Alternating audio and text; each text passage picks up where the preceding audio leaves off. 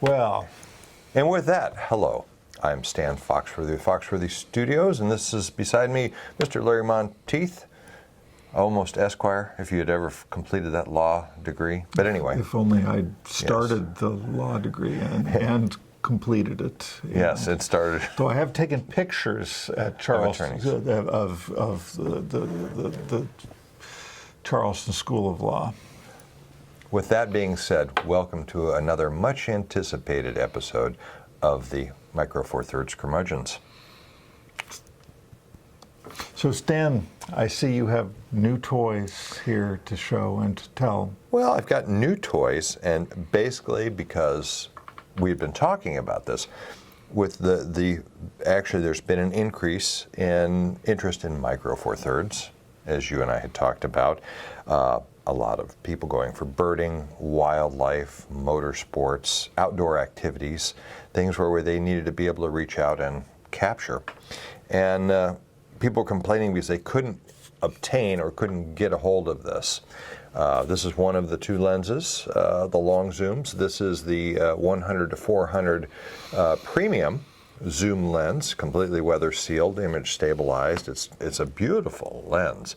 It's lightweight. It actually pairs up brilliantly with the 12 to 100 for a two lens system. I know he hates when I bring up the 12 to 100 Pro. It's one of those lenses that does everything really good. It's dual image stabilized. Anyway, enough of that. But What's the use of putting an interchangeable lens mount on a camera if you're not going to use it? well, you'll put on the 100 to 400. The brilliant thing is this lens is compact, it's lightweight, it actually accepts both teleconverters, the 1.4 and the 2.0. And for a birding lens, wildlife lens, it's fantastic. I did use both this and I'll show you in a moment, the 150 to 400 for Charleston Race Week, which Larry was presiding over all the video and image capture and everything else for the entire event. So I found it just fantastic to use. It's just a wonderful, lightweight version of a great all-around zoom lens. So, and the other one that has come up, and by the way, we've seen a lot of amazing images done with that lens on Facebook and Instagram. A lot of people have gotten the lens and are shooting with it. Well, we did a video a year ago on that. We had a pre-release copy of it. That's now Stan's copy, but we had a pre-release copy and shot some motorsports with that and in the shot rain. Some video in the rain. Yes. 1/50th of a second panning handheld at 400 millimeters, effective focal length of 800. Just outstanding. Well, and the other one that people are trying to get their hands on is this, the brilliant 150 to 400 with built-in 1.25 teleconverter, which is absolutely special. You can just flip it in, flip it out. Fantastic. We were joking calling it the unobtainium lens. It, by the way, weighs incredibly. It's incredibly light. You had talked about. Yeah, we had the other week, because it came in for cleaning. There was a Canon 70 to 200 2.8 that we discovered was actually heavier than this 150 to 400 Olympus lens, which was kind of shocking. Yeah. And there's not that much. These are really close in weight. That lens you said at Race Week, it did focus a little and acquire a little bit faster, but they're both fabulous lenses. They are. A little bit of a price difference. There is a bit of a price difference, and you get some absolutely unobtainium quality out of that. It is just that little noticeable bit difference, especially when you're looking at fine detail, but it's splitting hairs. One of the things you do get is the image stabilization I found is a little bit better. And again, having a built-in 1.25 teleconverter gives it an effective focal length of 300 millimeters to 1,000 millimeters. And it just... Handheld. And it also accepts both the 1.4 and the 2X teleconverter. So realistically, you can be reaching out at an effective focal length of 2,000 millimeter handheld. I've even put it on the little, I've got too many cameras here, the Pen F, which you can put it on any of the Olympus Micro Four Thirds bodies, and or Panasonic. Or Panasonic. So they're not going to play well in terms of the image stabilization in lens image stabilization is not going to play well. Right. But it will work. It will work. But it handles absolutely beautifully, and it is lightweight. So when you're shooting all day long, it doesn't wear you down. It doesn't beat you up. We'll go ahead and I think you'll be putting in images throughout this. There may have already been a few. Larry does his magic after the fact. But even when I print stuff, you'd rather see a print than me anyway. But anyway, printing something like this, it's absolutely, you're looking at all the little swirl marks of the buffing on the aluminum tank. I mean, it's that incredibly detailed. Now I'll get you a digital file and we can put it in there. And normally when I'm shooting motorsports, yes, I've got it on the EM1X.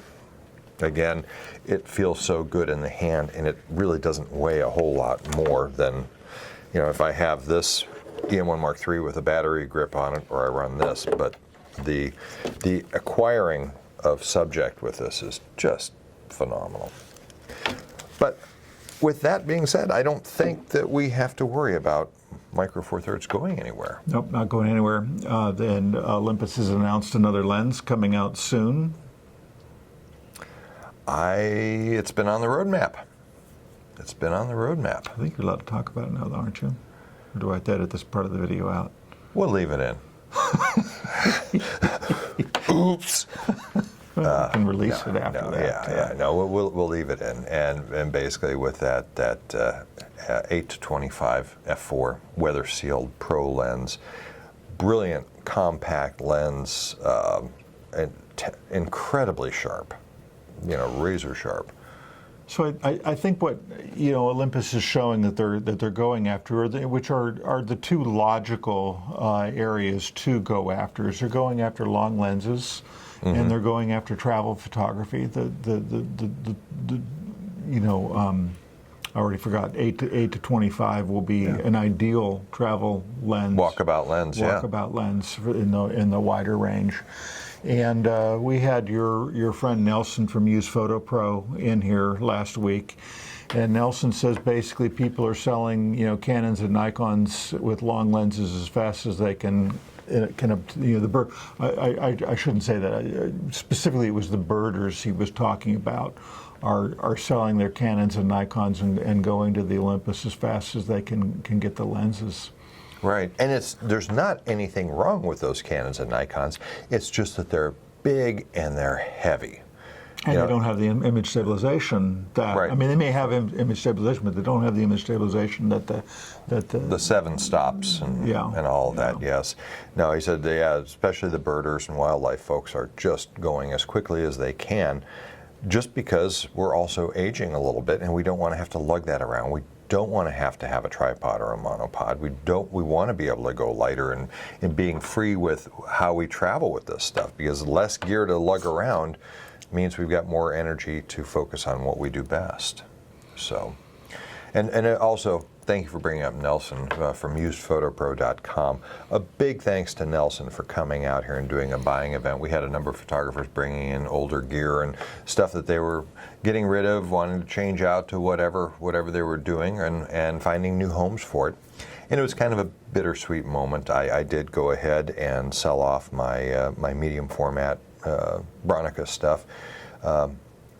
I love it, but I wasn't giving it the love it needed. It was just sitting on the shelf, and you know as well as I do, is that when gear sits, it starts getting gummed up, especially older camera gear, and it really needed to be used. It needed to be taken out by somebody who would want to shoot medium format film. So he gave me a fantastic price for it. I was thrilled that he actually made the trip over here to do it and offering it for everybody else. So thank you, Nelson. So, real quick, we talked about the main advantages of Micro Four Thirds, and that's why we call ourselves the Micro Four Thirds Curmudgeons. It's a smaller sensor, and it's great. one of the things that I use it for, in being a commercial photographer, is when I'm photographing product, I actually want more depth of field. Or if I'm doing an architectural shoot, I want more depth of field. You know, whether I'm shooting my Olympus or Larry's shooting his Panasonic, based on the same sensor, we get more depth of field at any given angle of view or field of view. So I do like that at an aperture. For commercial work, that means I also don't need to be running a 1200 watt or a 2400 watt power generator and strobe heads. I can go ahead and run a 100 watt, a 300 watt, a 400, a 600 watt, and get plenty of light. I'm not overtaxing my lighting system to getting the look I want. So, and I do have a jeweler that I do work with, Susan Hauser Designs, and you know, I find to get the depth of field that I need, I'm often at f11, f16, f22 on the 60 millimeter macro from Olympus, and if I was shooting full frame 35 millimeter, I'd be at f45 to get that kind of depth of field. Which is what we used to do. Yeah. But let's not, because it's my pet peeve in life. Let's not say that you can't do shallow depth of field. Yeah, exactly. You can definitely do that.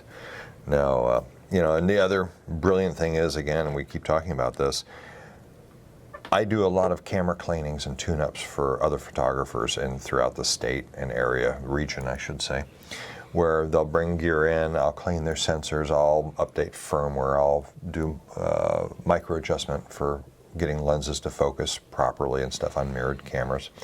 And one of the brilliant things is I've never had to clean my own sensors, whether I was using the original Olympus E1 or the E3.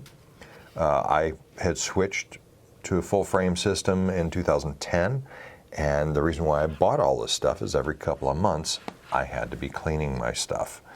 And switching back in 2016, it's been a joy. I haven't had to clean my sensor yet. Period. End of story.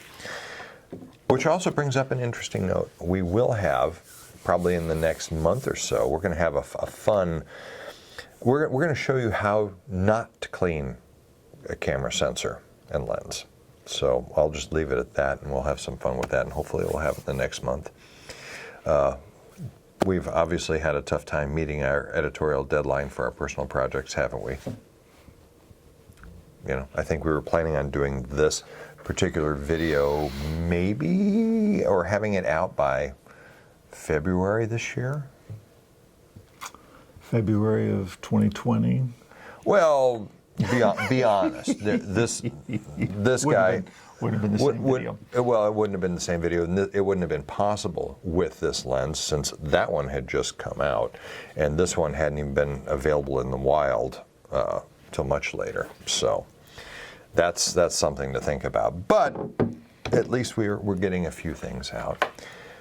As always, if you have any questions or thoughts, or want to talk about Micro Four Thirds or other photography, please put us a line in the comments section. We'll try to reply to everybody as best we can. Please keep your comments and questions civil. We don't mind talking about whatever, but please be nice about it, or else we'll have our moderator remove it. But for now. So you don't want to hear about the GH6? I knew he had to do this. I had to have something to say in this video. Why don't you talk about the GH5 Mark II? So we were commenting we're recording on the GH5, and we're using the new Go 2 microphones from Rode, which are very hot.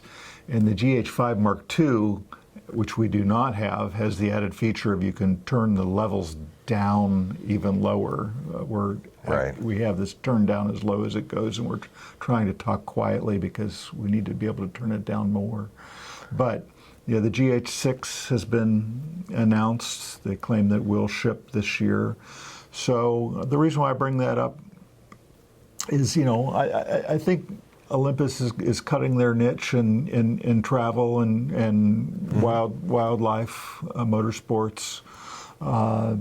Panasonic continues to cut their niche in video, but there's still plenty of life left in the Micro Four Thirds ecosystem. A number of new lenses from third-party manufacturers, and it's an interesting moment in time for Micro Four Thirds. So, yeah, when you say that about other manufacturers, we have a veritable plethora, cornucopia. I love using big words. I learned them yesterday.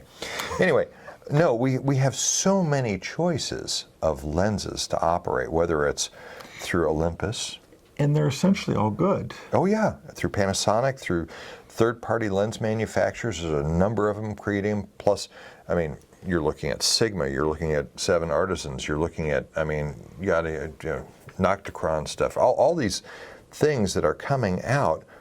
The downside to Micro Four Thirds is because it's a little bit less expensive and it doesn't take up much room, we wind up buying all the toys, and which, just to fill the space in the bag, of course we have to have it. It's one of those things where it makes it very affordable to have lots of different lenses, lots of different camera bodies, options. And as you were saying, with Panasonic, their niche is being video-centric. Olympus is obviously still photocentric. That's not to say that you can't take out a G9. They won't do, they won't. Yeah. They'll both do both. Yeah, they'll both do both. I mean, the G9 has got a phenomenal viewfinder on it. It's awesome for using for stills. You can shoot brilliant 4K with the EM1X, the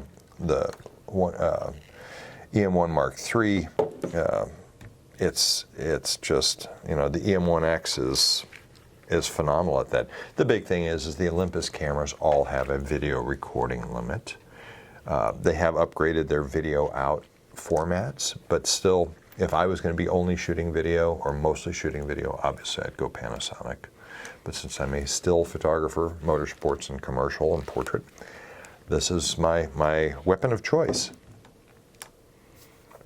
So, do we want to talk about anything else before we wrap it up? Lunch is always good to talk about, but we can take that off camera.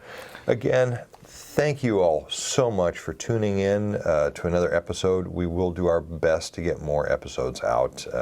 Thank you for putting up with the radio silence through the pandemic. We've just been grumpier than usual and trying to get stuff out.